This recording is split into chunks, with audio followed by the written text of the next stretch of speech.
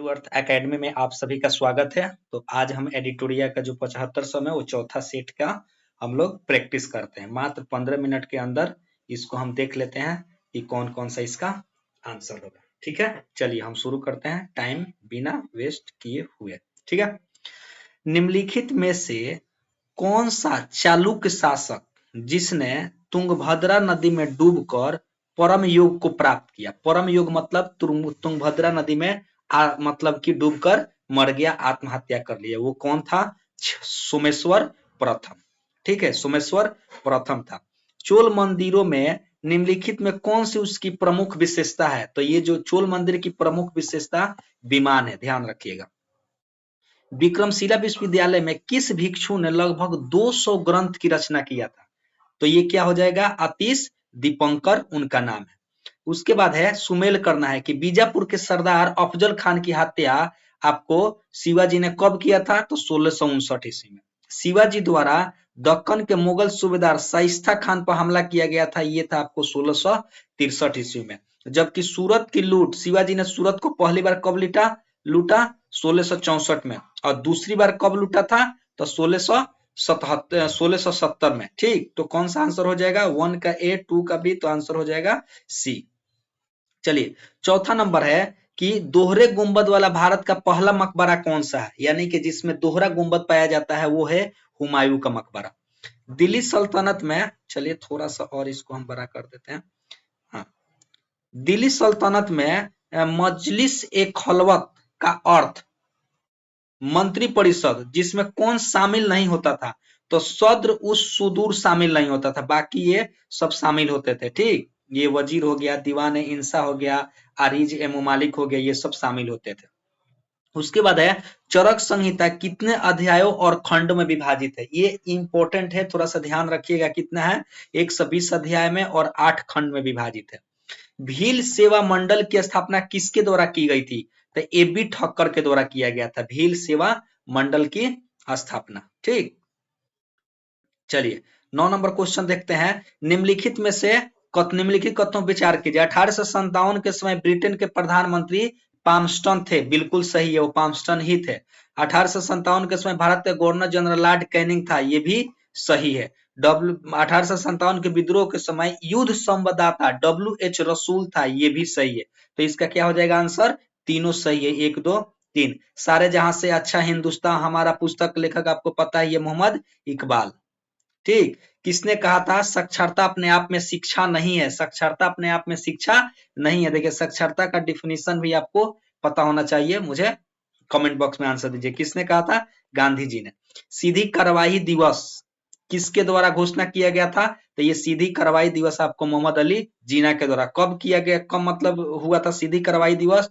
तो 16 अगस्त 1946। 16 अगस्त 1946 में सीधी कार्रवाई दिवस मोहम्मद अली जिन्ना के द्वारा घोषणा किया गया था, मतलब उस दिन हुआ था। भारत छोड़ो आंदोलन के दौरान उत्पन्न दंगे किस क्षेत्र में सर्वाधिक व्यापक स्तर पर हुआ था? तो ये कौन सा था? संयुक्त प्रांत। निम्नलिखित में से बताना है संयुक्त प्रांत। महात्मा गांधी की पुस्तक हिंद स्वराज किस वर्ष लिखी गई थी? 1909 में लिखा गया था। ठीक है, भारतीय दंड संहिता यानी कि इंडियन पैनल कोड जो 1860 में अधिनियमित हुई का मसौदा तैयार करने वाले आयोग की अध्यक्षता किसने किया था? तो कौन था? Lord Macaulay. ठीक है, कौन था? Lord Macaulay. तो इसको ध्यान रखिएगा, यानी कि क्या हो जाएगा? इसको मिटा देते हैं। क्या हो जाएगा आंसर इसका? लॉर्ड मैकाले के द्वारा किया गया था। भारतीय संविधान के केंद्र सरकार की अधिशासी शक्तियों किसमें निहित होती है? तो भारत के राष्ट्रपति में निहित होती है, ये ध्यान रखिएगा आप लोग। ठीक है, चलिए, भारत के संविधान में अंतर्राष्ट्रीय शांति और सुरक्षा का संवर्धन का उल्लेख कहाँ किया गया है? तो राज्य के नीति निर्देशक तत्व है आर्टिकल 50। आप लोग आर्टिकल बताइए कि किस आर्टिकल में अंतर्राष्ट्रीय शांति और सुरक्षा का वर्णन किया गया। अंतर्राष्ट्रीय शांति शायद एग्जैक्ट ध्यान नहीं आ रहा है, लेकिन 49 या 51 है। तो मुझे कमेंट में बॉक्स में आंसर दीजिए कि 49 है आर्टिकल की 51 है। ठीक है, संगुलू समिति की नियुक्ति प्रधानमंत्री द्वारा क्यों किया गया था? तो ये आंसर हो जाएगा बी, राष्ट्रमंडल खेलों के संचालन में भ्रष्टाचार के आरोपों की छानबीन करने के लिए किया गया था। क्लियर? एक साधारण विधेयक पर संसद दोनों सदनों की सम्मिलित बैठक में मतदान हो सकता है। यदि एक सदन ने बिना पारित किए अपने पास कितने माह तक रख सकता है, यानी कि कितने माह तक उसको रखने का अधिकार है, तो वो 6 माह तक उसको रख सकता है। जनहित याचिका किसके द्वारा अभियोजित की जा सकती है, तो कोई भी व्यक्ति जनहित याचिका जारी कर सकता है। आप भी अगर चाहें तो सुप्रीम कोर्ट में जनहित याचिका जारी कर सकते हैं। पंचायती राज संस्थाओं में अनुसूचित जाति और जनजाति के आरक्षण की व्यवस्था किस अनुच्छेद के द्वारा किया गया था, तो 243D के द्वारा किया गया। आई बात समझ में, तो ध्यान रखिएगा। पृथ्वी की आंतरिक संरचना किस चट्टान के निर्माण में अधिक ऊष्मा और दाब के कारण होता है तो कौन सा हो जाएगा, कायांतरित चट्टान। ठीक है, चलिए थोड़ा सा इसके बारे में जान लीजिए। देखिए, एक होता है अग्निय चट्टान, दूसरा होता है अवसादी चट्टान, तीसरा होता है कायांतरित चट्टान। ठीक है, अग्निय चट्टान क्या होता है कि थोड़ा सा आपको मैं बता दूं कि मान लीजिए कि ये हमारा हो गया पृथ्वी, तब पृथ्वी के अंदर से जो मैग्मा होता है ना, मैग्मा, पृथ्वी के अंदर जो ये जो पिघली अवस्था मैग्मा होती है, वो जो बाहर निकलती है पृथ्वी की अंदर से, जब बाहर निकलती है वो मैग्मा या अंदर भी जम जाती है, तो उस मैग्मा के जमने से जिस चट्टान का निर्माण होता है उसी को क्या बोलते हैं, अग्निय चट्टान। क्लियर, यानी कि मैग्मा के जमने से जिस चट्टान का निर्माण हुआ उसको अग्निय चट्टान। और जब यही अग्निय चट्टान या कायांतरित चट्टान, जब अग्निय या कायांतरित चट्टान जब मतलब कि बाह्य कारक के द्वारा यानी पवन वगैरह के द्वारा कट छट करके और कहीं मतलब कट छट करके पानी के द्वारा वो एक लेयर बना देती है। ठीक है, एक लेयर कट छट करके नदियों के द्वारा बहाया जाता है और फिर वो एक लेयर बना करके कालांतर में वो क्या होता है, एक ठोस रूप धारण कर लेती है, उसी को क्या बोलते हैं, अवसादी चट्टान बोलते हैं। ठीक है, जैसे कोयला क्या है, कोयला एक अवसादी चट्टान है। इसको इसी अवसादी चट्टान को परतदार चट्टान ही बोलते हैं, परतदार चट्टान। इसको जीवाश्म चट्टान भी बोला जाता है, ये भी ध्यान रखिएगा। क्लियर, और कायांतरित चट्टान तो पता ही हो गया कि जब अग्निय चट्टान या अवसादी चट्टान, ये दोनों चट्टान ताप और दाब, ताप प्लस दाब के कारण जब अपना रूप परिवर्तित कर देता है उसी को क्या बोलते हैं, कायांतरित चट्टान बोला जाता है। क्लियर, तो ये तीनों आप, मुझे उम्मीद है कि ये अच्छे से क्लियर हो गया होगा।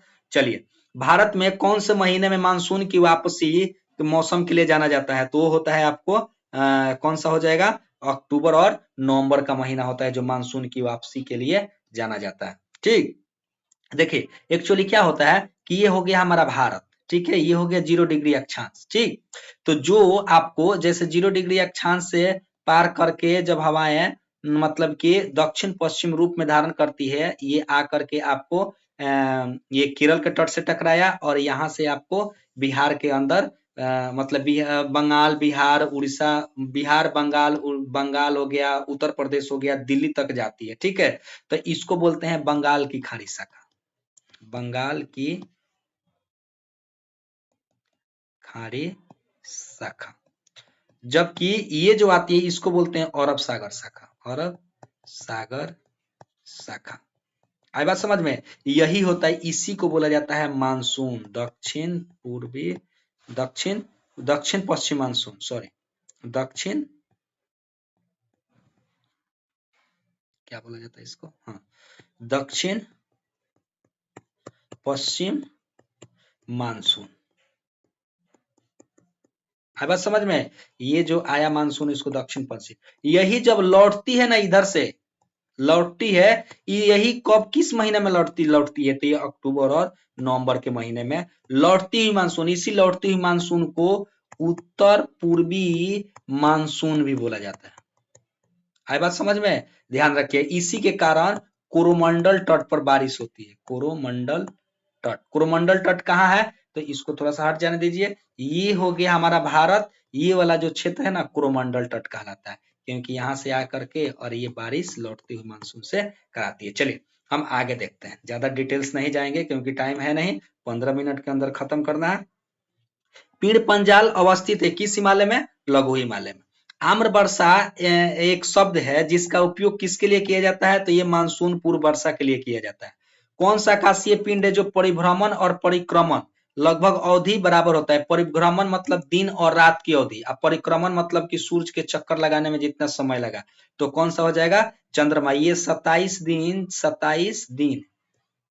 6 घंटा 6 आवर, इतने दिन में ये क्या करता है? अपने अक्ष पर एक चक्कर लगाता है। ये हो गया मान लीजिए अक्ष, तो इस अक्ष पर एक चक्कर लगा लेता है। अब प्लस ये मान लीजिए सन, तो सन सॉरी, और ये हो गया पृथ्वी, तो पृथ्वी का भी एक चक्कर लगा लेता है। ठीक, तो ये कितना दिन में पृथ्वी का एक चक्कर लगाता है और प्लस की अपना भी, अपने अक्ष पर भी एक चक्कर लगाता है। तो दोनों परिक्रमण और परिभ्रमण यानी घूर्णन गति या परिक्रमण गति दोनों इक्वल होता है किसका? चंद्रमा का। ठीक है, इसीलिए परिक्रमण और परिभ्रमण इक्वल होने के कारण ही हम चंद्रमा का केवल एक ही भाग देख पाते हैं, केवल एक ही भाग देख पाते हैं। आई बात समझ में? क्यों देख पाते हैं वो आपको आइडिया लग गया। चलिए, अगला क्वेश्चन है कि यदि मांस को 140 डिग्री से अधिक पर पकाया जाता है तो निम्नलिखित में से कौन सी अभिक्रिया होती है? उसको मेलार्ड अभिक्रिया बोला जाता है। यानी 180 डिग्री पर जब पकाया जाएगा, 140 डिग्री पर सॉरी, तो मेलार्ड अभिक्रिया। निम्नलिखित में से विद्युत चुंबकीय तरंग में सबसे अधिक आवृत्ति होती है गामा तरंग में। किन कारणों से इंद्रधनुष का निर्माण होता है? तो ये आपको अपवर्तन हो जाएगा, परावर्तन हो जाएगा, प्रकीर्णन, यानी कि तीनों कारण उसमें जिम्मेदार होता है। बुलेट प्रूफ जैकेट के निर्माण के लिए आमतौर पर निम्नलिखित में से किस सिंथेटिक फाइबर का उपयोग किया जाता है? वो किलोवर कहलाता है। प्रतिध्वनि ऊर्ध्वपातन अभिक्रिया डैश में परिवर्तित होती है। किसमें परिवर्तित होती है प्रति ऊर्ध्वपातन? तो आपको पता ही है कि गैस और ठोस में, यानी गैस किस में बदलता है? डायरेक्ट ठोस में बदलता है। डैश का उपयोग स्वास्थ्य परीक्षण में शराबी चालकों की जांच के लिए किया जाता है। किसमें की जांच के लिए किया जाता है? तो पोटेशियम डाइक्रोमेट होता है, यानी कि शराब पिए हैं कि नहीं है उसमें कौन सा तत्व मतलब रहता है जांच करने के लिए? Potassium dichromate. ब्रुसेलोसिस नामक बीमारी किसके कारण होता है? तो ब्रुसेलोसिस जो होता है ना, एक प्रकार का जीवाणु है। सामान्य वयस्क मानव शरीर में लगभग कितना ग्राम मैग्नीशियम होता है? ये 25 ग्राम होता है। सूक्ष्म मृत पौधे किसका उत्पादन करने के लिए कार्य करते हैं? तो वो हो गया आपको ह्यूमस का। अमीबा में भोजन का पाचन किसके द्वारा होता है? तो आपको पता होना चाहिए कि जो अमीबा होता है वो रसधानी के द्वारा भोजन का पाचन करता है। जल में पुनः अवशोषण किस हार्मोन की भूमिका महत्वपूर्ण होती है? तो जल में कौन सा होता है वो हार्मोन? आपको वैसोप्रेसिन हार्मोन जो होता है, जिसका महत्वपूर्ण होता है। गर्भनाल में कितनी धमनियां पाई जाती है? तो गर्भनाल में आपको कितना हो जाएगा? 2 ध्वनि पाया जाता है। क्लियर? चलिए, अगला 39 नंबर क्वेश्चन देखते हैं कि निम्नलिखित में से कौन सा मेडुला ओब्लेगांटा का कार्य नहीं है? कौन सा, किसका मेडुला ओब्लेगांटा का कार्य नहीं है? आप लोग मुझे बताइए, या मैं ही बता देता हूं। ये हो जाएगा पेशियों के संकुचन पर नियंत्रण, यानी ये जो है ना मेडुला ओब्लेगांटा का कार्य नहीं है। बाकी रक्त के दाब का नियंत्रण, हृदय के धड़कन का नियंत्रण और मेटाबॉलिज्म का नियंत्रण, ये तीनों जो है ना मेडुला ओब्लेगांटा करता है। कौन सा नहीं करता है? तो पेशियों के संकुचन पर नियंत्रण इसका नहीं रहता। ओटोवान गुएरिके 17वीं शताब्दी में किस आविष्कार के लिए प्रसिद्ध है? मतलब उसका नाम बताना है कि किसका आविष्कार किया था? वायु पंप का। अल्पावधि में भूमि के भिन्न किसी अन्य उत्पादन द्वारा अर्जित अधिशेष को क्या कहा जाता है? तो क्या कहा जाता है उसको? आभासी लगान कहा जाता है। अंतरराष्ट्रीय मुद्रा कोष का निम्नलिखित में से किस सम्मेलन के द्वारा? तो ब्रेटन वुड्स सम्मेलन। एक्चुअली ब्रेटन वुड्स सम्मेलन 1944 में हुआ था। तो 1944 के ब्रेटन वुड्स सम्मेलन के दौरान ही अंतरराष्ट्रीय मुद्रा कोष की स्थापना हुआ था। निम्नलिखित में से किसे चिपको आंदोलन के व्यवहारिक पक्ष के रूप में जाना जाता है? तो चिपको आंदोलन के व्यवहारिक पक्ष के रूप में आपको जाना जाता है कॉमरेड गोविंद सिंह रावत को जाना जाता है। लानोस और कंपोस्ट घास का मैदान किसके अंतर्गत आते हैं? तो आपको पता होना चाहिए कि ये उष्णकटिबंधीय बायोम है। लानोस कहाँ पाया जाता है? तो ये ना वेनेजुएला में पाया जाता है, वेनेजुएला। जबकि कंपोस्ट कहाँ पाया जाता है? तो ये मुख्य रूप से अर्जेंटीना में पाया जाता है, अर्जेंटीना में पाया जाता है। तो ध्यान रखिए, लानोस और कैंपोस तो वेनेजुएला और अर्जेंटीना ये आपको उष्णकटिबंधीय क्षेत्र में ही स्थित है। ठीक है, तो आंसर क्या हो जाएगा? डी। निम्नलिखित में से कौन सा टेरेस्टोरियल बायोम का उदाहरण है? तो ये आपको रटा होना चाहिए, टाइगर। G20 का 18वें सम्मेलन का आदर्श वाक्य क्या है? तो आदर्श वाक्य क्या है? एक पृथ्वी, एक परिवार, एक भविष्य, ये उसका आदर्श वाक्य है। ठीक है, चलिए 15 मिनट होने वाला है, जल्दी खत्म करते हैं। मानव विकास सूचकांक निम्नलिखित में से कौन सा एक आयाम नहीं है? तो मानव सूचकांक में निम्नलिखित में से कौन सा एक आयाम नहीं है? तो स्वच्छ पर्यावरण की प्राप्ति हेतु योग्यता। आंसर क्या हो जाएगा 47 का? डी। गहन जिला कार्यक्रम को किस वर्ष प्रारंभ किया गया था? तो ये कौन सा हो जाएगा? तो 1960 और 61 में गहन जिला कार्यक्रम प्रारंभ किया गया था। क्षेत्रीय ग्रामीण बैंक की कुल पूंजी में राज्य का हिस्सा कितना होता है? 35%। अब मुझे आप कमेंट में जवाब दीजिए कि केंद्र का हिस्सा, केंद्र का प्लस जो ग्रामीण बैंक होता है, ग्रामीण बैंक का हिस्सा, इन दोनों का मुझे कमेंट बॉक्स में आंसर दीजिए। और आंसर हो सकता है आपको 35 और 50 दोनों में, दोनों हो सकता है। मतलब बताइएगा कि केंद्र का हिस्सा 50% है कि मतलब ग्रामीण बैंक का हिस्सा 50% है। ठीक है, चलिए निम्नलिखित में से संरक्षित क्षेत्र कावेरी बेसिन में स्थित है। तो सबसे पहले हम लोग जान जाइए कि नागरहोल राष्ट्रीय उद्यान पूछेगा आपसे, तो कहाँ है नागरहोल राष्ट्रीय उद्यान? ये आपको हो जाएगा कर्नाटक में। क्लियर? पापीकुंड राष्ट्रीय उद्यान कहाँ है? ये हो जाएगा आपको आंध्र प्रदेश में, आंध्र प्रदेश में। जबकि सत्यमंगलम कहाँ है? तो सत्यमंगलम जो बाघ अभयारण्य है ये आपको तमिलनाडु में। और वायनाड कहाँ है? केरल में। ठीक है, तो ये तो आपको एक हो गया। लेकिन पूछ रहे कावेरी बेसिन में, तो जब पूछेगा ना कावेरी बेसिन तो पहला नागरहोल हो जाएगा। पापीकोंडा जो है ना ये गोदावरी बेसिन में स्थित है। कहाँ पे? गोदावरी बेसिन में। क्लियर? और सत्यमंगलम ये भी आपको कहाँ है? कावेरी बेसिन में। वायनाड, ये तीन जो है आपको वहां पर स्थित है। कौन सा हो जाएगा? 1, 3 और 4 हो जाएगा। ये हमारा 50 क्वेश्चन खत्म हो गया। थोड़ा सा देख लेते हैं। कृषि का प्रथम साक्ष्य कहाँ से प्राप्त हुआ था? मेहरगढ़ से प्राप्त हुआ था। चावल का प्राचीनतम साक्ष्य कोल्डिहवा से। आग का आविष्कार पूरा पाषाण काल में हुआ था। क्लियर? पहिए का आविष्कार नवपाषाण काल में हुआ था। मानव द्वारा सर्वप्रथम किस अनाज का, तो जौ या यौ का प्रयोग किया गया था। मानव द्वारा सर्वप्रथम प्रयोग में लाया गया धातु कौन सा था? तांबा। अब आप बताइए कि हड़प्पा सभ्यता में किस धातु का प्रयोग किया जाता था? उसी कारण उसको एक सभ्यता के नाम से भी जाना जाता है। यानी वो किसका मिश्रण था? उस सभ्यता को बोलते हैं कांस्य युगीन सभ्यता। तो कांस्य युगीन किसका मिश्रण होता है? कांसा। वो मुझे कमेंट बॉक्स में बताइए। राष्ट्रीय मानव संग्रहालय स्थित है कहाँ पे? भोपाल में। सिंधु घाटी सभ्यता के प्रमुख बंदरगाह लोथल और सुतकोतदा, ये दो जो थे उसके सिंधु घाटी सभ्यता के प्रमुख बंदरगाह थे। हड़प्पा और मोहनजोदड़ो को संयुक्त रूप से जुड़वा राजधानी किसके द्वारा कहा गया था? स्टुअर्ट पिगट के द्वारा कहा गया था। ये मेरा हो गया आपको चौथा टेस्ट। अब कल नेक्स्ट मतलब कि 5वां टेस्ट में अगले टाइम अपलोड करूंगा। ठीक है, आपको अच्छा लगे तो कमेंट कीजिए, शेयर कीजिए। धन्यवाद।